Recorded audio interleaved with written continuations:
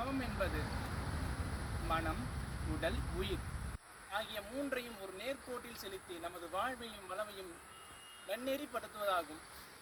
முற்காலத்தில் தமிழ்நாடு போன்ற புண்ணிய தேசங்களில் இவ்வகை கலைகள் 64 ஒன்றாகவும் ஏனைய கலைகளிலும் மிகச் சிறந்ததாகவும் யோகாக்களை பயன்படுத்திக் கொண்டிருந்தனர்.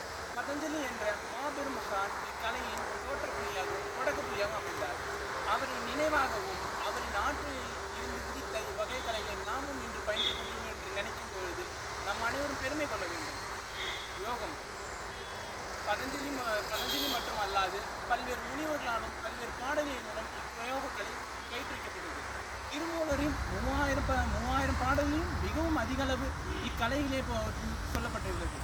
எடுத்துக்காட்டாக, நன்கு செய்யாது நன்றாகும், பெண்கு யாவதும் யாதானி கொண்டதும், அங்கு தவமாகி நின்றதோர் முங்கு மூலப்பொருள் யான் தோன்றி நான் கண்ட நமச்சிவாயதுவே.